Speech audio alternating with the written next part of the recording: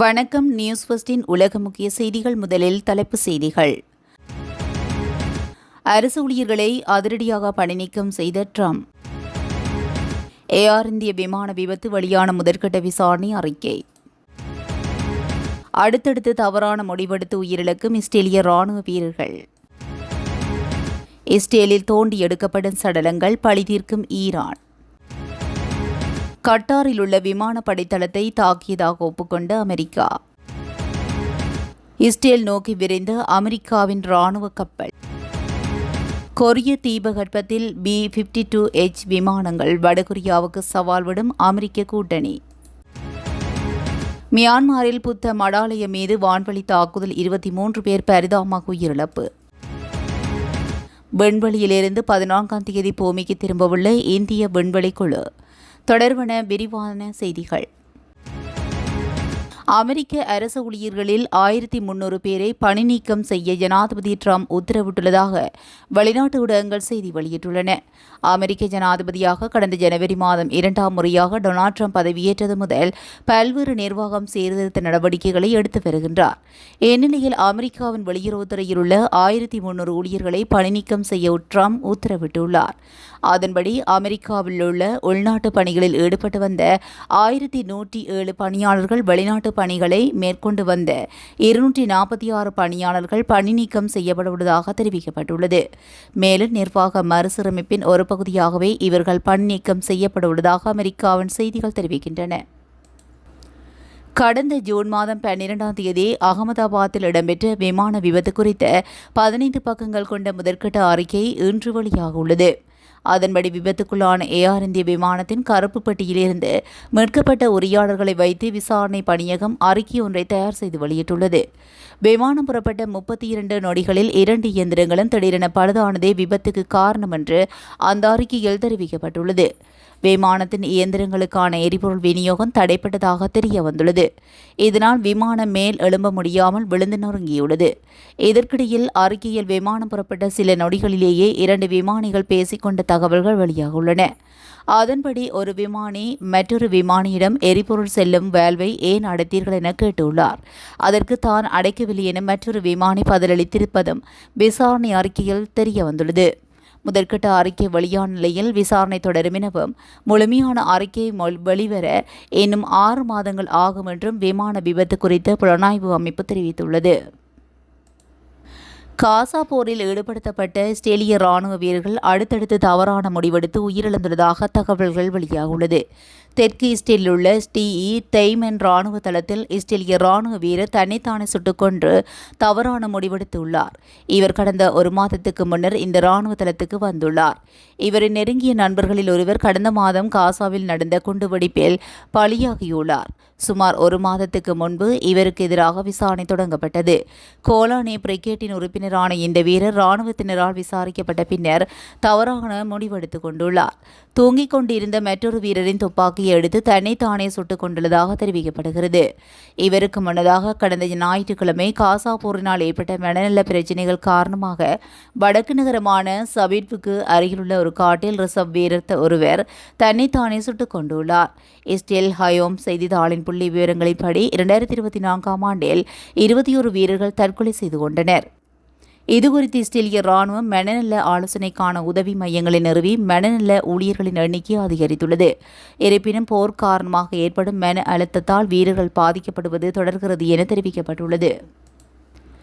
Iran இஸ்ரேலுக்கு இடையிலான போர் பதற்றம் தொடர்ந்தும் அதிகரித்து வருகின்றது. இஸ்ரேல் மீதான ஈரான் தாக்குதல்களில் இறந்தவர்களின் எண்ணிக்கை 25ஆக உயர்ந்துள்ளதாகவும் கடந்த சில மணி நேரங்களில் மாத்திரம் 8 பேரின் சடலங்கள் மீட்கப்பட்டுள்ளதாகவும் தெரிவிக்கப்பட்டுள்ளது. அத்துடன் இன்று அதிகாலை மொத்தமாக 92 பேர் வைத்தியசாலையில் அனுமதிக்கப்பட்டுள்ளதாகவும் இஸ்ரேலிய போலீசார் மற்றும் மீட்பு பணியாளர்கள் தெரிவித்துள்ளார்கள். கடந்த வெள்ளிக்கிழமை ஈரானின் மூத்த ராணுவ அதிகாரிகள், பொதுமக்கள் மற்றும் அணு விஞ்ஞானிகள் படுகொலை செய்யப்பட்டதற்கு பழிவாங்கும் விதமாக இஸ்ரேலுக்கு எதிராக ஈரானிய குண்டுவீச்சுகள் தொடங்கி இன்று வரை தாக்குதல்கள் மேற்கொள்ளப்படுகின்றன. இஸ்ரேலிய ராணுவம் அதன் எக்ஸ் தளத்தில் இஸ்ரேல் அரசின் எல்லைக்கு எதிராக ஈரானில் இருந்து ஏவப்பட்ட ஏவுகணைகள் கண்டறியப்பட்டதைத் தொடர்ந்து பல பகுதிகளில் இடங்களில் பாதுகாப்பு எச்சரிக்கைகள் விடுக்கப்பட்டதாக தெரிவிக்கப்பட்டுள்ளது.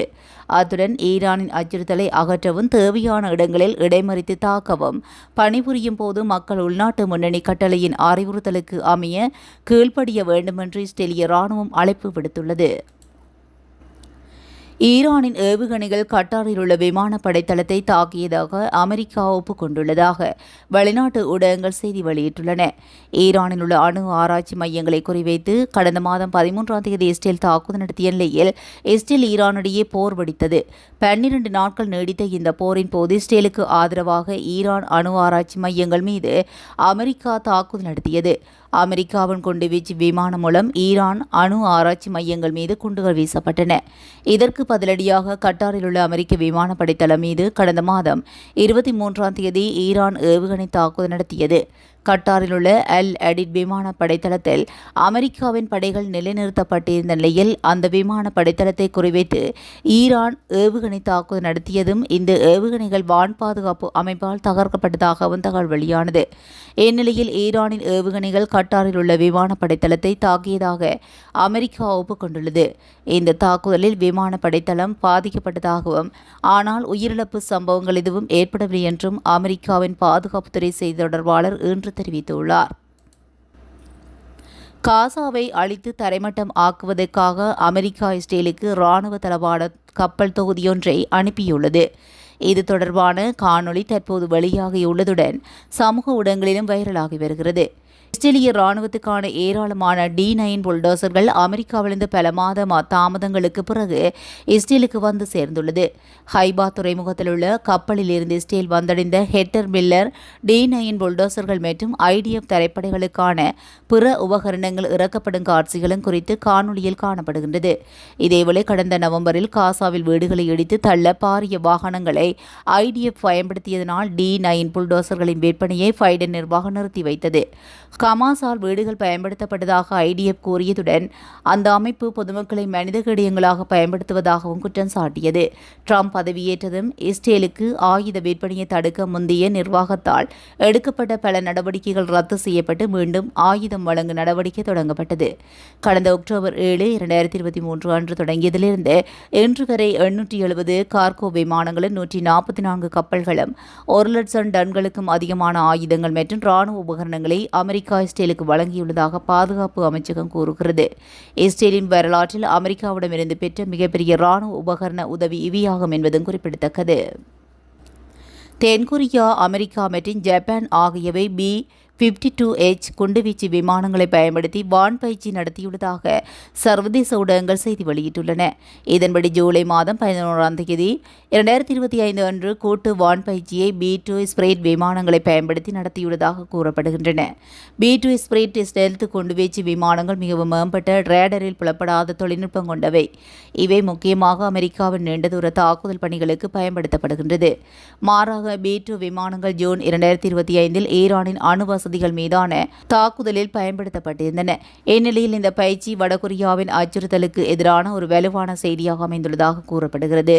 3 நாடுகளின் ராணுவ தலைவர்களான தென்கொரியாவின் கிம் யுங் சோ, அமெரிக்காவின் டான் கெயின் மற்றும் ஜப்பானிய யோஷிடா யோஷிகிடே ஆகியோர் சியோலில் சந்தித்து பிராந்திய அமைதி மற்றும் ஸ்திரத்தன்மைக்காக ஒத்துழைப்பை ஆழப்படுத்துவது குறித்தும் விவாதித்தனர். இதன்படி இந்த பயிற்சி 2025 B-52H குண்டுவீச்சு விமானங்கள் கொரிய தீபகற்பத்துக்கு அருகில் முதல் முறையாக பயன்படுத்தப்பட்டதை குறிக்கின்றது. மியான்மர் நாட்டின் மத்திய மாகாணத்தில் அமைந்திருந்த புத்த மடாலயத்தின் மீது நடத்தப்பட்ட வான்வழி தாக்குதலில் அங்கு தஞ்சமடைந்திருந்த மக்களில் 23 பேர் கொல்லப்பட்டதாக சர்வதேச ஊடகங்கள் செய்தி வெளியிட்டுள்ளன. ஷஹாயிங் மாகாணத்தில் உள்ள உள்நாட்டு கிளர்ச்சி படைக்கும் மியான்மர் ராணுவத்துக்கும் இடையில் கடந்த சில வாரங்களாக மோதல்கள் அதிகரித்துள்ளதாக கூறப்படுகிறது. இந்நிலையில் அம்மாகாணத்தின் லின்தாலு கிராமத்தில் அமைந்திருந்த புத்த மடாலயத்தின் மீது நேற்று நள்ளிரவு போர் விமானங்கள் குண்டுகளை வீசி தாக்குதல் நடத்தியதாக தெரிவிக்கப்படுகிறது. இதில் 4 குழந்தைகள் உட்பட 23 பேர் கொல்லப்பட்டதாக உள்நாட்டு கிளர்ச்சி படை இன்று தெரிவித்துள்ளது. இருதரப்புக்கு இடையில் நடைபெறும் மோதல்களில் இருந்து தப்பித்து மடத்தில் தஞ்சமடைந்திருந்த சுமார் 150க்கும் மேற்பட்டோர் இரவு உறங்கிக் கொண்டிருந்த போது இந்த தாக்குதல் நடத்தப்பட்டுள்ளதாக குறிப்பிடப்பட்டுள்ளது. 30க்கும் அதிகமானோர் படுகாயமடைந்ததாகவும் அதில் 10 பேரது உடல்நிலையானது தொடர்ந்தும் கவலைக்கிடமாக உள்ளதாகவும் கூறப்படுகிறது. எனினும் கிளர்ச்சி படைகளை மட்டுமே குறிவைத்து தங்களது தாக்குதலை மேற்கொண்டு வருவதாக கூறும் மியான்மர் ராணுவம் இந்த தாக்குதலை நடத்தியுள்ளதாக செய்துள்ளதாக குற்றம் சாட்டப்பட்டுள்ளது. அமெரிக்காவின் ஸ்பேஸ் எக்ஸ் ஆக்சியம் நிறுவனங்களின் ஆக்சியம் 4 திட்டம் மூலம் இந்திய விண்வெளி வீரர் சுபான்ஷு சுக்லா உட்பட 4 பேர் கடந்த மாதம் 25ஆம் தேதி விண்வெளி சென்றுள்ளனர். 14 நாட்கள் பயணமாக சென்றுள்ள அவர்கள் விண்வெளி நிலையத்தில் இருந்தவாறு பல்வேறு ஆய்வுகளை நடத்தி வருகிற நிலையில் தங்கள் கடைசி பணி ஓய்வு நாளையும் எடுத்துக் கொண்டனர். தற்போது பூமிக்கு திரும்புவது குறித்து நாசாவின் அறிவிப்புக்காக காத்திருப்பதாக ஆக்சியம் நிறுவனம் செய்திக்குறிப்பு ஒன்றில் கூறியுள்ளது. அதில் மேலும் பூமியிலிருந்து 250 மைல்களுக்கு மேலே இருந்தவாறு விண்வெளி வீரர்கள் 60க்கும் மேற்பட்ட ஆய்வுகளை மேற்கொண்டனர். ஏராளமான புகைப்படம் மற்றும் வீடியோக்களை எடுத்து தங்கள் அன்பார்ந்தவர்களுடன் தொடர்பில் இருந்து வருகிறார்கள் என கூறப்படுகிறது. சர்வதேச விண்வெளி நிலையத்தில் தங்கியிருக்கும் இந்த நாட்களில் 230க்கும் மேற்பட்ட சூரிய உதயத்தை பார்த்துள்ள சுபான்ஷு சுக்லா உள்ளிட்ட விண்வெளி வீரர்கள் சுமார் 1 கோடி அதாவது 96.5 லட்சம் கிலோமீட்டர் தொலைவுக்கு பயணம் செய்திருப்பதாக ஆக்சியம் கூறியுள்ளது. இந்நிலையில் அமெரிக்காவின் ஆக்சியம் 4 டிராகன் சர்வதேச விண்வெளி மையத்தில் இருந்து 14ஆம் தேதி புறப்பட்டு 15ஆம் தேதி கலிபோர்னியா கடற்கரை அருகே தரையிறங்கும் என்று தெரிவிக்கப்பட்டுள்ளமை குறிப்பிடத்தக்கது. இதுபோன்ற செய்திகளை உடனுக்குடன் தெரிந்து கொள்ள நியூஸ் ஃபர்ஸ்டுடன் இணைந்திருங்கள். நன்றி, வணக்கம்.